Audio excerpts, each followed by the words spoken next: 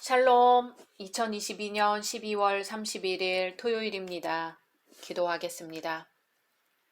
주님, 한 해의 마지막 날 새벽을 주님의 말씀으로 시작하게 해주시니 감사합니다. 주님, 잘 마무리하게 하소서. 돌아보면 저희의 한 해는 부끄러움과 실수투성이었나이다. 가족들에게, 성도들에게, 이웃에게 더 사랑하지 못했으며 알게 모르게 아픔과 상처를 안겨주었나이다.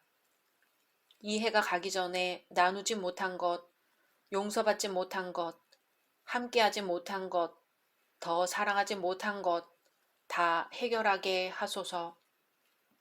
파편처럼 흩어진 구겨진 기억들을 담아 지울 것은 지우고 잊을 것은 잊고 가슴속에 따사로운 사랑만 남게 하소서. 새로이 맞이하는 새해에는 만나는 한 사람 한 사람에게 꼭 필요하고 가장 좋은 희망의 씨앗을 나누게 하소서. 예수님의 이름으로 기도드립니다. 아멘. 오늘의 말씀은 사무엘상 5장입니다. 블레셋 사람들이 하나님의 궤를 빼앗아 가지고 에베네셀에서부터 아스돗에 이르니라.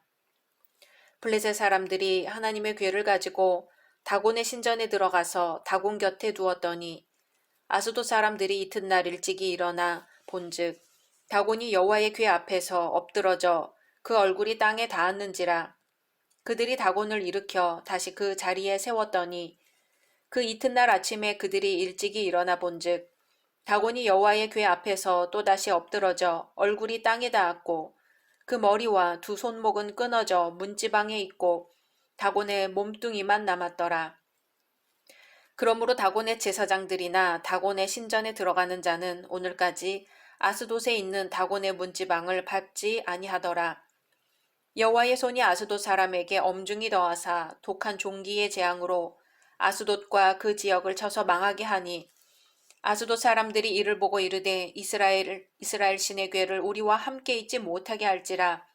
그의 손이 우리와 우리 신 다곤을 친다 하고 이에 사람을 보내어 블레셋 사람들의 모든 방백을 모으고 이르되 우리가 이스라엘 신의 궤를 어찌하랴 하니 그들이 대답하되 이스라엘 신의 궤를 가드로 옮겨가라 하므로 이스라엘 신의 궤를 옮겨갔더니 그것을 옮겨간 후에 여호와의 손이 심히 큰 환란을 그 성읍에 더하사 성읍 사람들의 작은 자와 큰 자를 다쳐서 독한 종기가 나게 하신지라. 이에 그들이 하나님의 궤를 에그론으로 보내니라.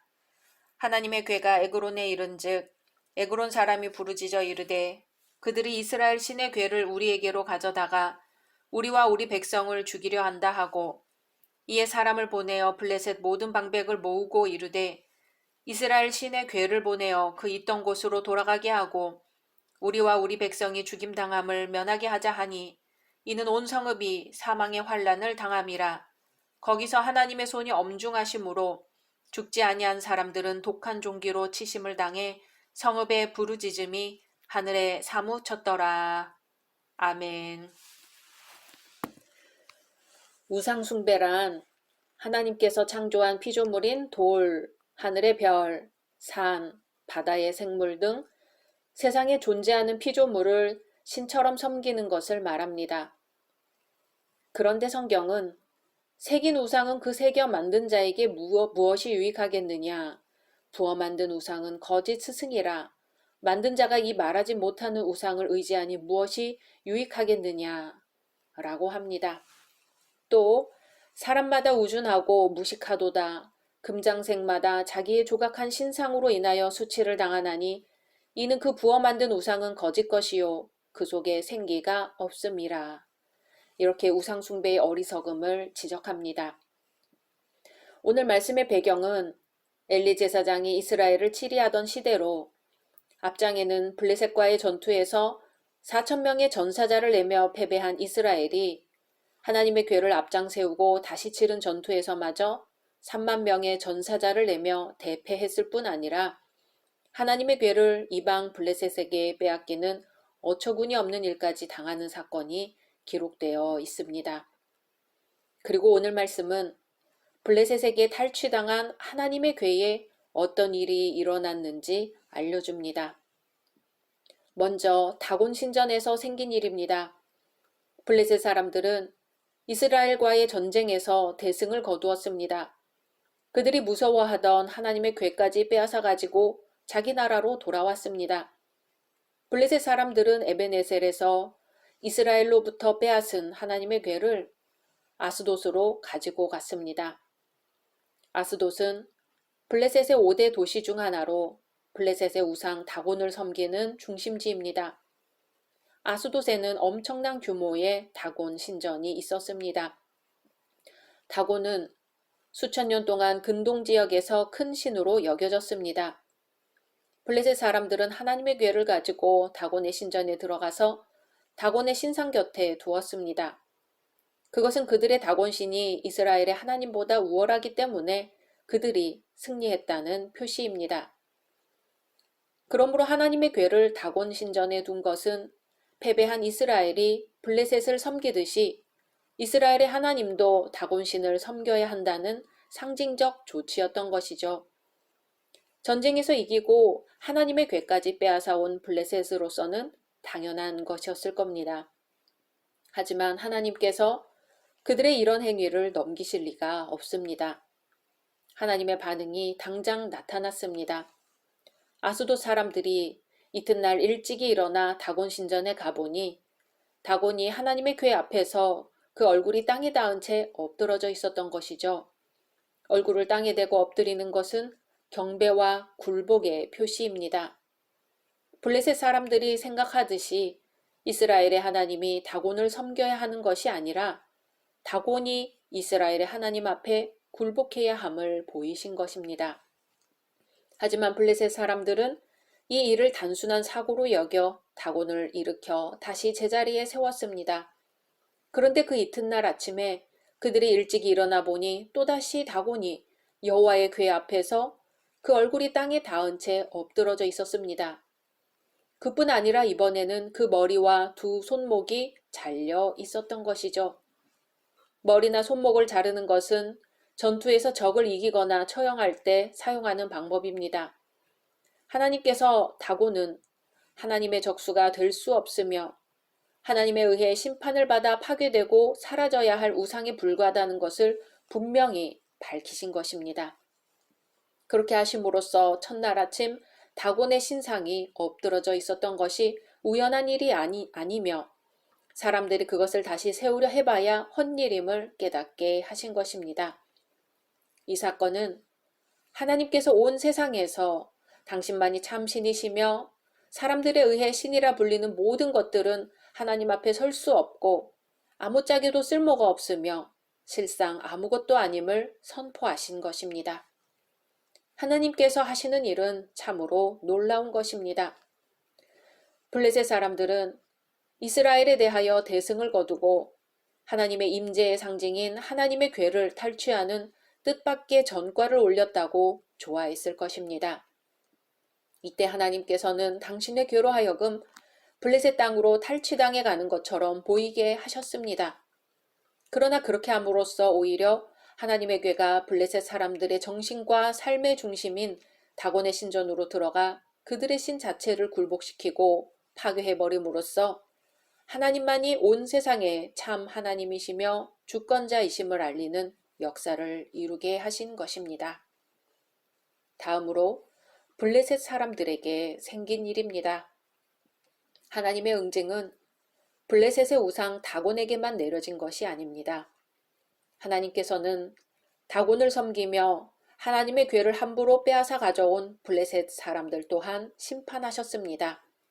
6절에 여호와의 손이 아스돗 사람에게 엄중히 더하사 독종의 재앙으로 아스돗과 그 지역을 쳐서 망하게 하니. 아멘. 하나님께서는 이스라엘에게 그들이 하나님께 불순종할 때 받을 저주에 대하여 모세를 통해 경고하셨지요. 신명기 28장 27절에 여호와께서 애굽의 종기와 치질과 괴혈병과 피부병으로 너를 치시리니 네가 치유받지 못할 것이며 하고 경고하신 바 있습니다. 블레셋도 같은 재앙으로 심판하신 것이지요. 아스돗 사람들은 보고 말하기를 이스라엘 신의 궤를 우리와 함께 있지 못하게 할지라 그의 손이 우리와 우리 신 다곤을 친다 하고는 사람을 보내어 블레셋 사람들의 모든 방백을 모으고 물었습니다. 우리가 이스라엘 신의 궤를 어찌할꼬? 이에 방백들은 대답하기를 이스라엘 신의 궤를 가드로 옮겨가라 하고 했습니다. 가드 또한 블레셋의 5대 도시 중 하나였습니다. 가드라고 하나님의 심판이 피해갈 리 없었지요. 궤를 가드로 옮겨간 후에 하나님의 손이 심히 큰 환란을 그 성읍에 더하셔서 성읍 사람들의 작은 자와 큰 자를 다 쳐서 독한 종기가 나게 하신 것입니다. 그래서 블레셋 사람들은 다시 하나님의 궤를 에그론으로 보냈습니다. 에그론도 블레셋의 5대 도시 중 하나였습니다. 그러나 하나님의 궤가 에그론에 이르자 에그론 사람들이 부르짖으며 말하기를 이스라엘 신의 궤를 우리에게로 가져다가 우리와 우리 백성을 죽이려 한다 하고는 사람을 보내어 블레셋 모든 방백을 모으고 말하기를 이스라엘 신의 궤를 보내어 그 있던 곳으로 돌아가게 하고 우리와 우리 백성 죽임 당함을 면하게 하자고 했습니다. 이렇게 하나님의 궤가 블레셋 사람들의 지방에 있은 지 7달 동안 온 성읍이 사망의 환난을 당했고 거기서 하나님의 손이 엄중하셔서 많은 사람이 죽거나 죽지 아니한 사람들은 독한 종기로 치심을 당해 성읍의 부르짖음이 하늘에 사무쳤다고 합니다. 그것은 곧 자기들이 섬기지도 않는 이스라엘의 하나님께 살려달라고 애원하게 되었다는 말이죠. 블레셋 사람들은 이렇게 하나님의 궤를 이곳저곳으로 옮겨보았으나 하나님의 재앙이 갈수록 심해지자 결국은 이스라엘 백성의 땅으로 돌려보내기에 이르렀습니다. 블레셋, 곧 세상이 이스라엘을 이긴 것이 곧 하나님을 이긴 것은 아니며 하나님의 궤를 빼앗은 것이 곧 하나님을 굴복시킨 것은 아닙니다. 뿐만 아니라 비록 하나님에 의해 그 백성을 징계하시는 도구로 사용된 족속일지라도 그들 자신의 우상 숭배와 악행에 대해서는 하나님께서 따로 엄히 심판하십니다. 모든 싸움의 유일한 승리자는 오직 하나님이십니다. 우리는 하나님의 궤와 같은 상징물이 아니라 오직 하나님을 온전히 의지하며 그의 뜻을 잘 받들어 민족의 살 길을 찾는 지혜로운 하나님의 백성이 되어야 합니다. 하나님의 궤가 결국 있어야 할 자리로 돌아오는 것처럼 하나님은 성도가 있어야 할 자리로 결국은 되돌리시는 것입니다. 한 해의 마지막 날입니다. 한 해를 마무리하며 예수님과 함께 성도로서 우리가 있어야 할 자리, 가족으로서 있어야 할 자리, 이웃으로서 있어야 할 자리를 잘 찾으시기를 소망합니다. 각자 말씀 묵상하신 후 주기도문으로 마치겠습니다.